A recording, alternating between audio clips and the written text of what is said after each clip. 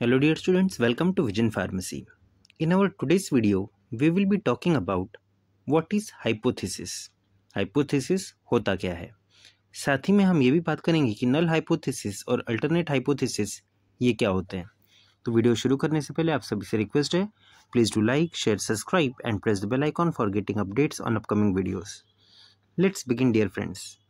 तो सबसे पहले हम स्टार्ट करते हैं with the definition of hypothesis. तो basically hypothesis is an educated guess or the proposed explanation that can be tested through experiment and observation. Or it can also be defined as a hypothesis is a proposed explanation or prediction based on limited evidences or observations. तो जब भी हम कोई experiment perform करते हैं, जब भी हम कोई प्रोजेक्ट परफॉर्म करते हैं, तो हमारे दिमाग में ऑलरेडी एक प्रेडिक्शन होता है based on the evidences and observation कि हमने जो भी कुछ किया हुआ है उसका आउटकम क्या निकलेगा, राइट। तो उसे हम कहते हैं हाइपोथेसिस। हाइपोथेसिस ये एक प्रकार का अजम्पशन होता है जो हम एक्सपेक्ट करते हैं हमारे एक्सपेरिमेंट से, और हमारा ये जो एक्सपेरिमेंट होता है या फिर हाइपोथेसिस होता है वो कहाँ से आता है, तो फिर वो हमारे प्रीवियस एक्सपीरियंस, राइट, ऑब्जर्वेशन और एविडेंस पे डिपेंड करता है। अब हम बात कर लेते हैं आइडियल हाइपोथेसिस किस तरह से होना चाहिए। तो basically a well structured hypothesis should be clear, specific, testable and based on existing knowledge. तो हमने जो भी कुछ हाइपोथेसिस प्रपोज किया हुआ है वो हाइपोथेसिस क्लियर होना चाहिए, स्पेसिफिक, पर्टिकुलर होना चाहिए, टेस्टेबल यानी हम उसे टेस्ट कर सके कि वो सही है या गलत है, and it should be based on existing knowledge. जो भी नॉलेज हमने ऑलरेडी पता है, जो भी नॉलेज ऑलरेडी एग्जिस्ट कर रहा है, तो based on that our hypothesis should be formulated और made. Now coming to characteristics of an ideal hypothesis. Hypothesis के कैरेक्टरिस्टिक्स क्या क्या होनी चाहिए। तो सबसे पहला, it should be clear and specific, that is it should define relationship between variables. For example, अगर मैं कहूँ कि अगर मैंने सरफेस एरिया बढ़ाया तो फिर रेट ऑफ इवापोरेशन इंक्रीज होगा, राइट। तो यहाँ पे surface area and rate of evaporation this are related to one another, right. तो here it defines a relationship between the variable, right. तो इस तरह से जो भी कुछ वेरिएबल्स हैं वो क्लियर और स्पेसिफिक होना चाहिए।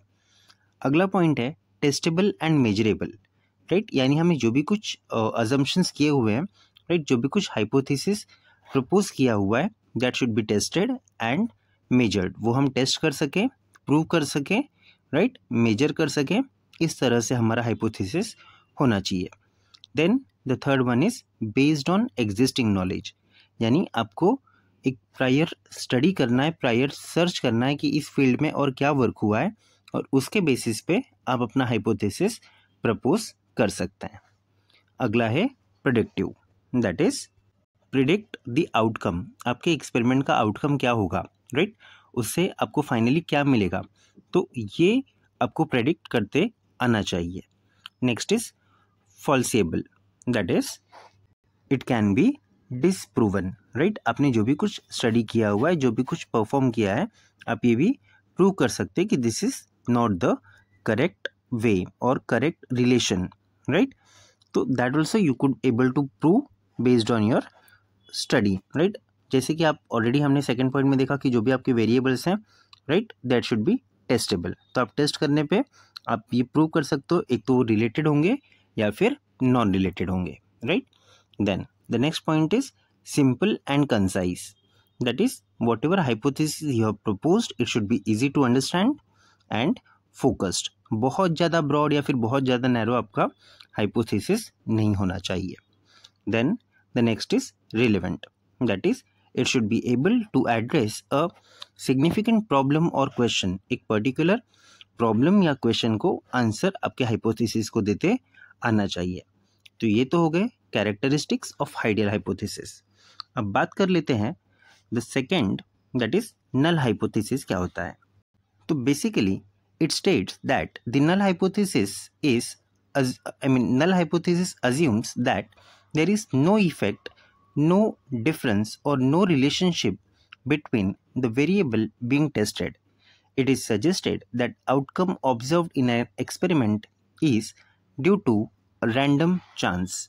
दैट इज यहाँ पे नल हाइपोथेसिस ये कहता है कि जो भी ऑब्जर्वेशन से जो भी वेरिएबल्स हैं उनके बीच में किसी भी प्रकार का कोई भी रिलेशन नहीं है, कोई भी डिफरेंसेस नहीं है, कोई इफेक्ट नहीं होता है, राइट। जैसे कि हमने ऑलरेडी एग्जांपल देखा कि इवोपरेशन और सरफेस एरिया। तो यहाँ पे इनका कहना रहेगा नल हाइपोथेसिस के हिसाब से कि इन दोनों के बीच में कोई रिलेशन नहीं है, और अगर ऐसा कुछ है यहाँ पे, अगर ऐसा ऑब्जर्वेशन आ रहा है तो that is only a chance, random chance, and nothing more than that.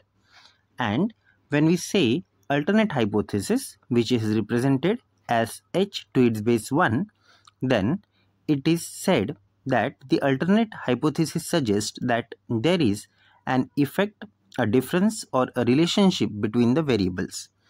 It is the hypothesis that researchers typically want to support.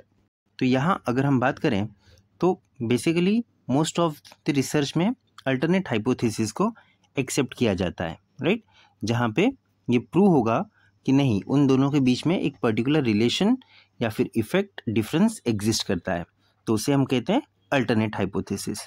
इसे और बेहतर ढंग से समझने के लिए देखते हैं एक example. Now the example is, imagine you are testing whether a new drug improves the recovery time of patient compare to standard drug.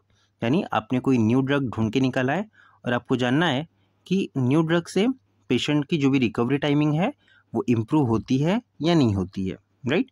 तो इसके लिए आपका नल हाइपोथेसिस होगा the new drug has no effect on recovery time compare to standard drug. यानी standard drug के comparison में कोई भी इफेक्ट रिकवरी टाइम में किसी भी प्रकार का इफेक्ट नहीं होता है। In other words, any difference in recovery is just due to chance, right. अगर कोई डिफरेंस होता है रिकवरी में तो that is just a chance. However, your alternate hypothesis states that new drug dose affects recovery time, meaning it improves recovery when compared to that of standard drug. मतलब यहाँ पे हमारा हाइपोथेसिस ये suggest कर रहा है कि उन दोनों के बीच में रिलेशन एग्जिस्ट करता है, राइट। यहाँ पे एक प्रकार का जो रिकवरी टाइम है that is been affected by new drug, है ना। तो in other words, we can say that difference in recovery is not just due to chance. यहाँ पे it's not just due to chance is being suggested by alternate hypothesis. I hope now it is clear what is null hypothesis, which says that there is no any relation, no any effect, right? Nothing to do. So that is null hypothesis. Whereas alternate hypothesis says that it does affect, right? It has to do something with that, it has relation, so that will be our alternate hypothesis. So generally we try to prove alternate hypothesis in our research work. अब हम बात कर लेते हैं comparison between null hypothesis and alternate hypothesis. So when we compare both of this, we say, starting from definition, first of all, null hypothesis, it states that there is no effect or no difference. Whereas alternate hypothesis क्या कहता है? It suggests that there is an effect or a difference. अब हम बात कर लेते हैं symbol. तो जो नल हाइपोथेसिस होता है उसे हम डिनोट करते हैं h to its base 0, whereas alternate hypothesis is denoted as h to its base 1 or h to its base a. Next point is purpose. So what is the purpose of null hypothesis? Basically, it is used to prove that there is no relationship between variables. जो भी variables exist कर रहे हैं उनके बीच में किसी भी प्रकार का कोई relation नहीं है. Whereas alternate hypothesis is used to prove that there is a relationship between variables. जो relationships हैं, जो भी हमने parameters लिए हुए हैं A, B, C, उनके बीच में relation exist करता है. ये हम prove करते हैं alternate hypothesis से. अगला point है assumption. तो जो हमारा null hypothesis होता है वो assume करता है कि there is no significant effect or no relationship exist. Whereas alternate hypothesis, it assumes that a significant effect or relationship exist. ठीक है, यहाँ पे exist होता है alternate hypothesis में और null hypothesis में exist नहीं होता है. Then the next point is basis.